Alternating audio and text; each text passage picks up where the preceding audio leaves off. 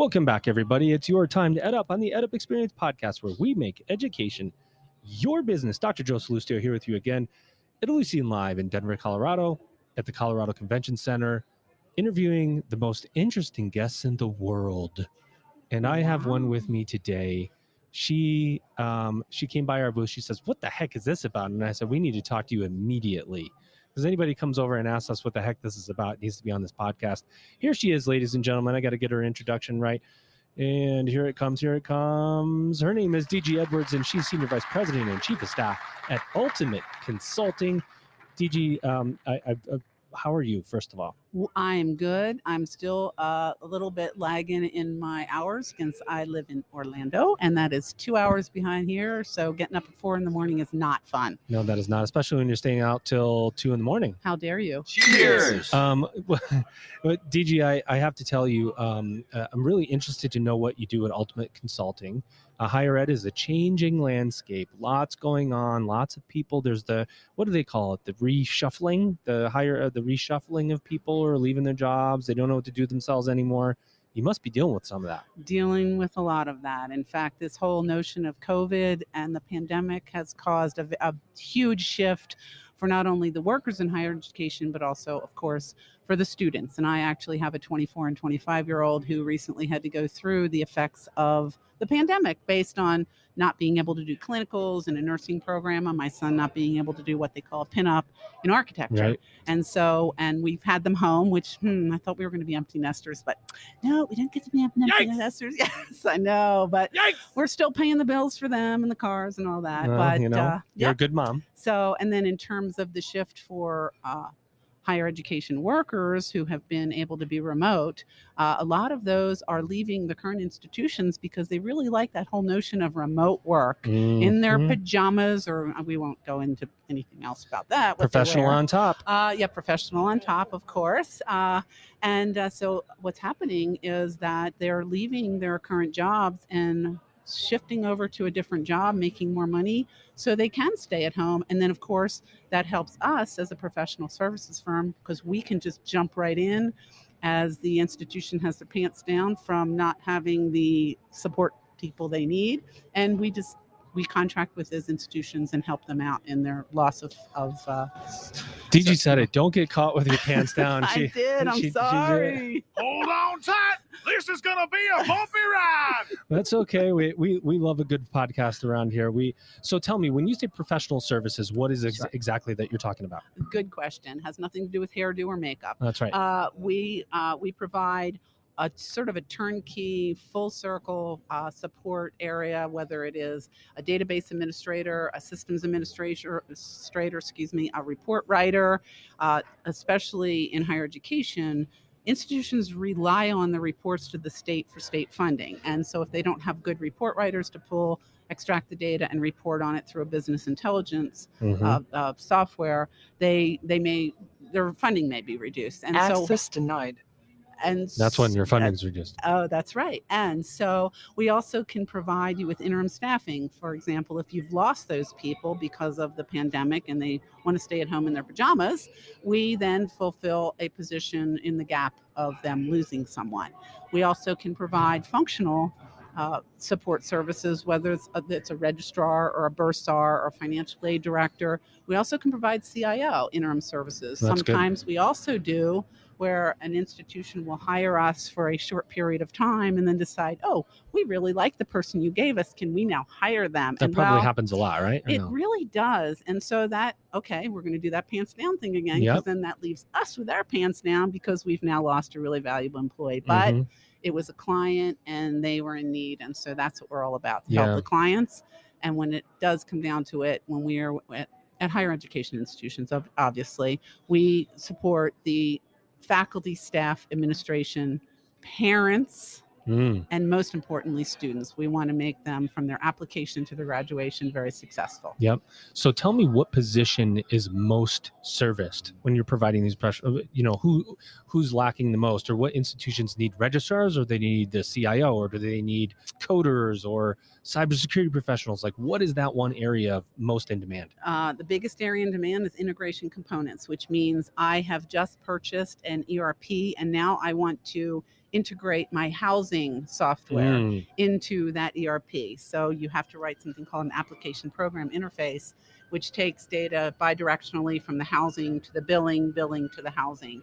And that's one area that we've noticed. Also for migrations, when a vendor, whether it's Ellucian Banner, Ellucian Colleague, any of the others that are the competitors, when they upgrade, we assist with some of the upgrade, because the folks who are in their jobs have to still be in their jobs, and it dilutes their time too much if they're also trying to migrate up to a new version of, say, Banner, from Banner 8 to Banner Self-Service 9. If you don't integrate something right, it becomes an immediate cluster, right? Yes, So, it does. We won't say that other word. no, we won't. cluster. Yes. So there it goes again. Yep. Yeah, it really does, because what happens is, and I just dealt with an institution recently where the data between two systems wasn't accurate, and when students were getting their transcripts, they were not correct. Yeah. And so students were really having a tough time. Hey, wait, I've taken these courses. This is my GPA. Similarly with, and if their GPA doesn't look good, they would lose their financial aid. And students really rely on financial aid. And Of as course. a parents of two former college students, well, one current, if he ever gets through school. He will. He's on the 9-year program, I think. I don't know. He'll get through. I guess, yeah. So it does. I mean, it helps them. So you're here at Ellucian Live. You're an Ellucian partner, Ultimate Consulting. We are. We just recently. We're almost to the point of the paycheck, or the check to Ellucian. Yeah. So we're there. And being a former Ellucian employee of 26 years, it's really Wow. great to get back with my old cronies. Not that they're all old. No. No. You Former old, cronies. yeah, seasoned colleagues is what we would there say. we go. Oh, I Mhm. like that. That's You a like good one. Mhm. And so you're here. What are you learning at the conference? What do you hope to take away from the conference? What are you hoping for? And what do you hope to learn? Sure. Well, first and foremost is the networking. I'm a people person, grew up in a large family, and I am very gregarious. So I have coffee and other beverages we won't talk about with some friends, meet new friends, Cheers. introduce our company to the different folks in the institution to let them know how we can help them in the short term and the long term, those sorts of things. The other big thing that's happening is moving, clients to the cloud or a SaaS environment, so that they can sort of reduce the amount of efforts they have to put in. And that's not, I shouldn't say it that way, but they have someone else kind of taking care of their servers when it goes to a cloud. It's basically someone else's, right? And so that's a biggie. And there were a couple presentations on SaaS, moving to the cloud. So I personally wanted to learn about that, so that I know how to embrace that and talk to clients about it. Amazing. So why come in person versus online? Because they have an online component. Did you need the networking? That's a big question for people now, especially we were watching the news this morning. Philadelphia has gone back to mask mandates. It's kind of like ebbing and flowing. It's like, do we just take advantage of this moment because it may not be here again for a while? Why the in-person experience for Because you? I'm tired of being at home. I'm seriously tired of being home. There's not another project I can possibly do, because my husband I'm driving him crazy with all the projects. I'm about to re-roof our house, but Oh, gosh. nonetheless, we do a lot of Zoom sessions during the week, Yeah. and just to get out and about and really see a picture of a person on a Zoom is great, but when you just meet them, you can watch body lingo, and you can really understand whether they're really embracing what you're talking about, or they're just like, oh, please stay away. We don't need any more of this. I don't need to talk. So, and I get to see some old friends, and the most important thing for me is I've worked for Ultimate for 3 years. I never met my boss. Wow. So That's crazy. He asked me to meet him in the Peaks bar in the Hyatt, and I had to tell him what I looked like because I had never met him. So that That's was insane. really critical to me, to meet the boss and the controller and our CFO. And so that, to me, that was important. We like to ask to close out our episodes, we like to ask our guests the same 2 questions. We always ask the same 2 questions to Oh, close boy. out the episode. Here we go. Okay. What did we not say about Ultimate Consulting? I say we, but I really mean you. So a little bit of self-plugging, if you will, Okay. to our audience of 130,000+ downloads of this podcast over the last 2 years. Higher ed administrators, presidents, all people listening to this. What do they want? What do you want to tell them about Ultimate Consulting? And what do you see as the future of higher education? Okay. So what I've not told you, or what I want everyone to know about Ultimate Consulting, is we're fair, we're approachable, we listen, we learn, and we want to support what is necessary on the campus. And it's not always large scale. It could be just little pieces and parts. We also provide our clients with the ability to purchase a bucket of hours and not have to pay for all of them that they don't want. They only pay for what they use. That's and good. So in the future of education, I think given the statistics about teen pregnancy, drug abuse, and